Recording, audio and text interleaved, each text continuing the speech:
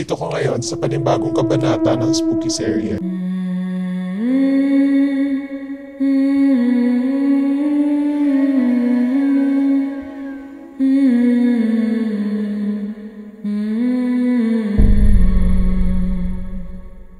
Kung meron kayong mga kwentong gusto nyo i-share, pwede nyo i-post sa aking Facebook group. Ang link ay nasa TikTok bio ko or nasa description box, depende kung saan kayo nanonood. I just reached 500,000 on TikTok. Woo! Let's go! Sana pati dito sa YouTube, makagarner na tayo ng 10,000. Kaya don't forget to like, comment, subscribe, and tap the notification bell para lang ma-update kayo kapag meron akong bagong video. This is from an anonymous member. Itago nyo na lang ako sa pangalang Amanda.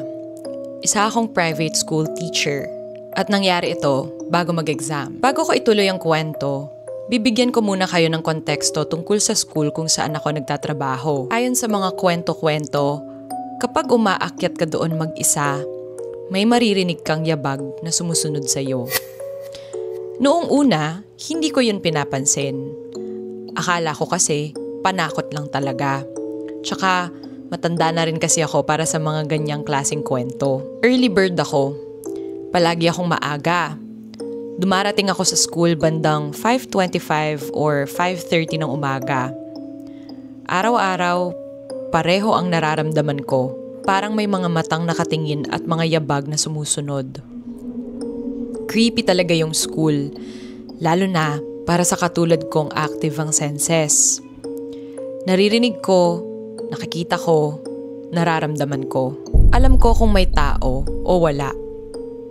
At ilang araw na rin akong nakakaramdam ng presensya tuwing nauuna akong dumarating sa faculty. Hindi ko na mabilang kung ilang beses kong napansin ang presensyang nakakakilabot. May sumusunod sa akin tuwing papasok ako sa faculty. May dumaraan-daan sa pintuan. Nakikita ko sa peripheral vision ko, itim na figure. Minsan, nagiging puti. Tila ba, curious to sa akin. Hanggang sa dumating yung araw na parang hindi na siya makatiis. Lagi siya nagpaparamdam. Kapag kumukuha ako ng walis sa tapat ng room ko, may presensya akong nararamdaman. At tuwing susubukan kong pumasok sa loob, parang may nagbabantay. Hanggang sa ipakita na niya kung anong klaseng nilalang siya. Inaayos ko noon ang upuan ng advisory class ko. Pinaghiwalay ko ang mga chairs. Pero habang gumagalaw ako, may nararamdaman akong dumadaan sa tabi ng pinto. Parang may palakad-lakad sa loob ng kwarto ko. Hindi ko na pinansin kasi baka guni-guni ko lang. Kinuhanan ko ng litrato ang lapag at tapat ng pintuan. Hindi ko naman agad tinignan yung picture hanggang sa pag-uwi ko ng bahay. Kapareho na nakita ko sa faculty, isang itim na anino na may muka. Nagulat ako, kaya pinakita ko sa mama ko. Ang sabi lang niya, oo nakita ko, mukha yan. Nakasilip sa pinto. Doon ko napatunayan, hindi lang ako nakakaramdam. Totoo siya. Harmless naman. Pero kahit ganun, natatakot ako. Mahal ko talaga ang trabaho ko kaya kahit ganito, hindi pa rin ako napanghihinaan ng loob. Patuloy akong pumapasok na maaga. Ito yung picture na sinend sa atin ni OP. Check nga natin. Nagka-curious ako eh. Actually, hindi ko makita yung figure masyado. Ako lang ba yun? Or baka kasi dahil bonak lang ako. Feeling ko kaya hindi ko rin ma-pinpoint dahil hindi ko alam kung anong itsura ng labas ng classroom nila. Wala naman kasing ganyan talaga sa classroom nila kaya nasabi niya na itim siya na anino. Doon na po nagtatapos yung ating unang kwento. Ang susunod na kwento galing siya kay Flynn Maximus. Ganda ng pangalan ha. Ako nga pala si Mark, isang dating OFW sa Saudi Arabia. Gusto ko sanang i-share sa'yo ang iilan sa mga kakaibang karanasan ko habang nagtatrabaho ako doon. Nurse ako sa isang oil drilling company. Ako ang bahala sa lahat ng medical needs ng mga workers. At madalas kaming ipinapadala sa iba't ibang sites. Iba't ibang lugar, iba't ibang assignment. Mag-iilang buwan na lang noon, uwi na sana ako ng Pilipinas. Kaya sinabi ko sa amo ko kung pwede bang sa mga naka-day off na nurse na lang ako mag-reliever. Para sana maasikaso ko na rin yung bakasyon ko. Pumayag naman siya. Pinadala ko sa isang oil drilling site sa Jubail, Saudi Arabia. Malapit na to sa border ng Abu Dhabi. Dati ko na itong napuntahan. Nung unang naging reliever ako doon, sa clinic lang ako naka-assign. Pero ngayon, 2 kaming nurse sa site. Ako, tsaka isa pa. Medyo weird para sa akin yan kasi ako, sanay ako mag-isa sa mga clinic. Pero, ganun daw talaga kasi yung setup nila. Malayo ang site sa Kabihasnan. Galing ka muna sa isang maliit na town, tapos mga 2 oras na biyahe. Pagkalagpas mo ng bayan, wala ka nang ibang makikita kundi disyerto. Walang bahay, walang puno, walang tao. Isang endless stretch ng buhangin talaga. Tahimik, pula ang langit tuwing hapon at tila ba may sariling buhay ang hangin. Sanay na rin ako, trabahong mag-isa, ipinapadala sa mga lugar na walang kabahayan at puro disyerto ang paligid. Pero dito na nagsimula ang mga kakaibang naramdaman ko. Pagdating namin sa site, kinausap ako ni Ryan at John. Mga nurse ding naka-assign doon. Si Ryan pala ang papalitan ko. At that time, nasa field siya, sumasama sa mga workers sa site. Sasamahan ko raw ang mga workers habang naglalagay sila ng mga lines sa disyerto. Mga cable na ginagamit para matukoy kung saan may oil. Oo, sa madaling salita, naghahanap kami ng mga gasolina sa gitna ng kawalan. May ilang mga Pilipino rin kaming kasama sa site. At isang beses, habang break namin, nakakakwentuhan ko yung isa sa mga manager. Isang kapwa nating Pinoy na naging malapit na rin sa akin. Si Kuya Jerry. Hindi ko alam kung bakit, pero sa kainitan ng araw, sa gitna ng katahimikan ng disyerto, bigla na lang napunta ang usapan namin sa kababalaghan. Tahimik siya nagkwento, walang halong biro. Kinuwento niya mga kakaibang naranasan niya mismo sa lugar na yon. Isang gabi raw, siyang naka-assign para mag-maintain ng mga battery na inilatag sa disyerto. Mga bateryang ginagamit para magbigay ng vibration sa lupa. Parte ito ng proseso ng oil detection. May isa raw na battery na lumabas sa monitor na walang charge. Sabi niya, baka loose connection lang o baka na-drain. Pinuntahan daw ni Kuya Jerry ang battery gamit ang kanyang mini car.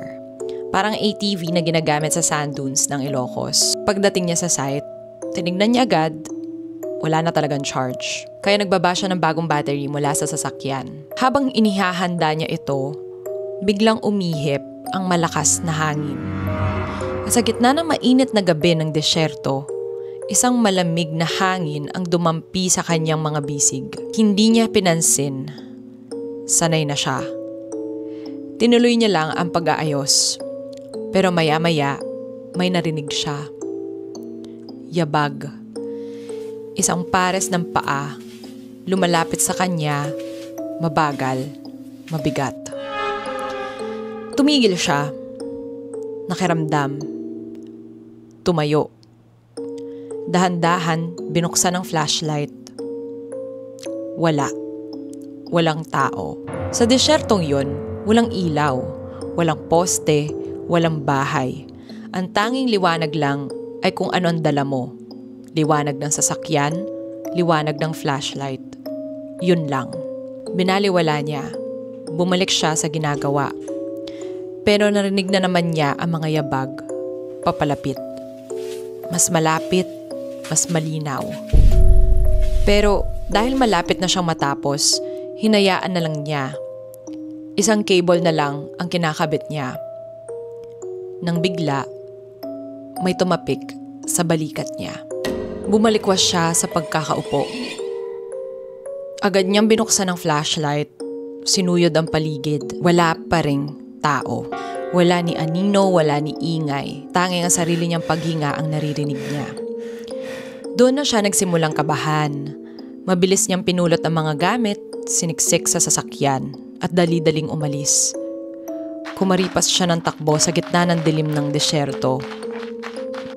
Pero hindi nagtapos ang kwento ni Kuya Jerry. Sa totoo lang, yung ikalawa niyang karanasan, doon ako kinilabutan ng todo.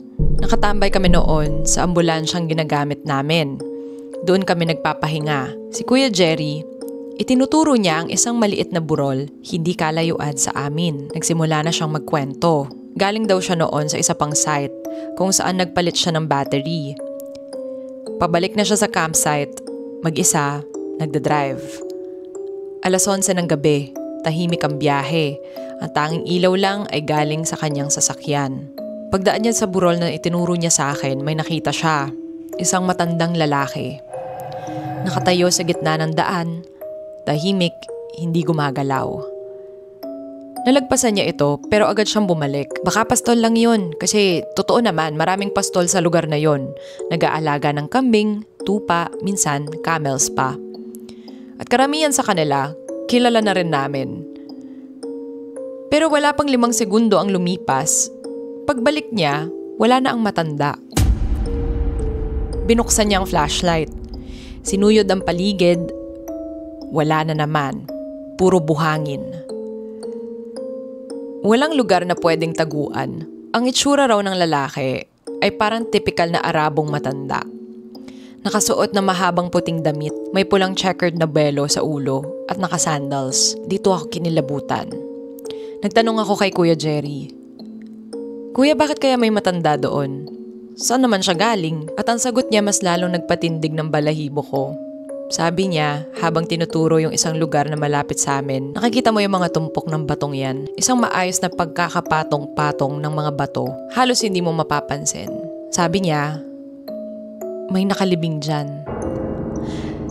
Sa desyerto raw na iyon, doon inililibing ang mga patay. Walang lapida, walang pangalan, isang tumpok lang ng mga bato. Kinumpirma ko sa Egyptian naming driver. Ang sabi niya, totoo daw. Ganyan daw talaga ang itsura ng mga libingan nila sa desyerto. Natakot talaga ako kasi mula nang malaman ko ang tungkol sa mga libingan sa desyerto, naging malinaw sa akin ang mga bagay na dati hindi ko pinapansin. Sa bawat pagliko ng sasakyan namin, lagi ko napapansin ang mga tumpok ng bato. 1, minsan 2, 3. Parang laging may nakatingin, parang bawat daan may nagbabantay. Tahimik lang ako, palihim na nagdarasal. Sana wala akong ma-experience na kababalaghan. Sana hindi ako guluhin. Pero mali pala ako. 3 araw na lang sana uuwi na ako. Nag-message si Ryan. Babalik na raw siya sa site. Kaya sobrang natuwa ako. 1 na lang. 1 araw na lang. At doon pa talaga nangyari ang hindi ko inaasahan. Normal lang ang araw na yon. Mainit. Nakakapagod, pero walang kakaiba. Natapos ang trabaho namin ng bandang 4 p.m. At nagsimula na kaming mag-travel pabalik sa campsite. Habang nasa daan kami, yung concrete road na yon, may nadaanan kaming isang sasakyan na nakahinto sa gilid.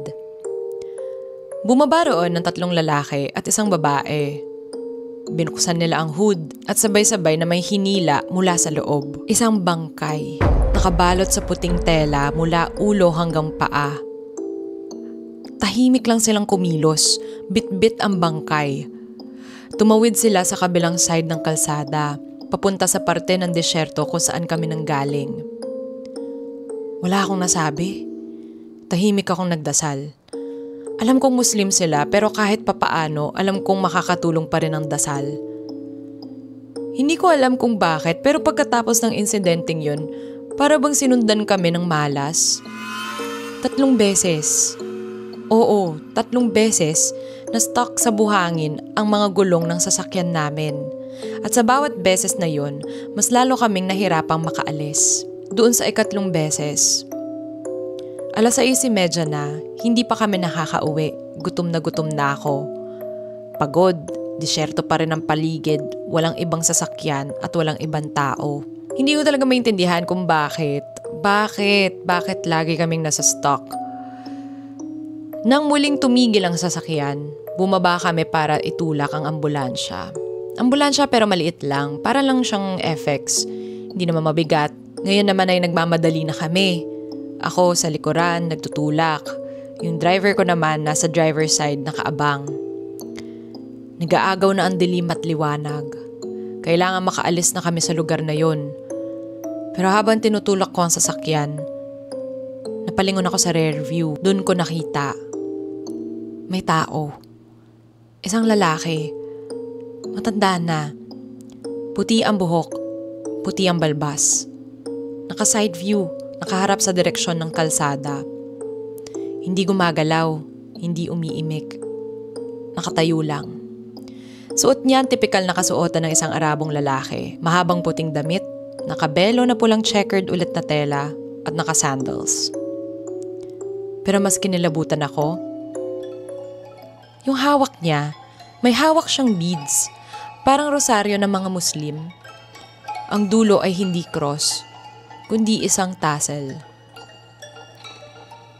Pinapaikot-ikot niya ito, dahan-dahan, paulit-ulit, habang mahina, halos pabulong, may sinasambit siyang panalangin sa ilalim ng kanyang hininga. Pinagpapawisan na ako. Malagkit. Mabigat ang hangin, parang pinapako ang mga paa ko sa buhangin at nang tumingin siya sa akin. Diretso. Walang kurap. Bigla siyang nagsalita. Bismillah. Ibig sabihin, magdasal ka. Ipinikit ko ang mga mata ko. Kahit nanginginig na ang mga binti ko, pilit kong tinatawag ang Diyos. Lord, tulungan niyo po kami, paalasin niyo na kami dito. At parang may sumagot. Kasi isang malakas na tulak, ramdam ko parang may kung anong puwersa ang dumagdag sa lakas namin. Umusad ang ambulansya. Nakalaya kami sa kumakapit na buhangin. Nakahinga na ako ng malalim. Salamat, Lord. Pero may isang bagay akong agad ginawa. Lumingon ako. Hinanap ko ang matanda. Wala na siya. Agad kong sinuyod ang tingin ko sa paligid. Ikot ako ng ikot pero wala. At kahit may liwanag pa naman nun, wala ka talaga matataguan sa desyertong yun. Buhangin lang.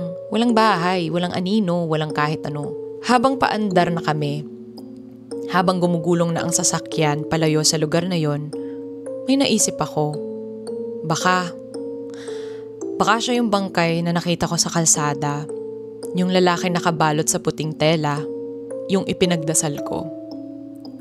Baka dahil ipinagdasal ko siya, tinulungan niya rin ako. Tinulungan niya kami makaalis. Tahimik lang ako pero sa isip ko, nagpasalamat ko ulit. Pasadong 7:00 na ng gabi nang makabalik na kami sa campsite. At doon na po nagtatapos ang ating kwento. Ang ganda ng kwento ni Kuya. Kasi it's something new eh. The setting is new. Sa desyerto, sa ibang bansa. It's very interesting to listen to a story na iba ang setting. Fascinating siya, honestly. So kung meron tayong mga OFW dito na mga followers, baka pwede sana ma-share nyo sa amin ang inyong mga experiences sa ibang bansa. Baka iba pala ang pag-uugali ng mga multo sa ibang bansa. It's moving that you're praying for people from other religions as well. And I feel like na-appreciate yon nung matandang multo. Kasi pinagdasal mo siya. So, it's very interesting to find cultures na pinagsama, no? Okay, etong last kwento natin. Last na to, promise. This happened when I was in grade 8 sa isang kilalang Christian school. One time, nag-overnight kami sa school for an event. Safe naman matulog sa classroom kasi may nakatira ring teachers sa campus. Masaya kami. We were watching horror movies. At syempre, kung ano pa ba, kundi yung The Nun. Todo sigawan, tawanan sa takot, ganun. Tapos biglang may sumigaw sa mga kaklase ko. Sino yun? May tao sa koridor. Kasi daw, gumagalaw ang kurtina. Parang may dumaan. May isa pang kaklase na agad sumilip. Sabi niya, wala naman, baka hangin lang. Binaliwala na namin. Lumipas ang oras, mga bandang 3 a.m., nakaramdam ako ng ihi, kaya niyaya ko ang kaibigan ko na samahan ako. Pagkatapos kong gumamit ng CR, napatingin muna ako sa salamin, saglit. Pero napalingon kami pareho ng friend ko nung bigla niyang sinabing, parang bukas pa yung pinto ng chapel. May tao yata dun.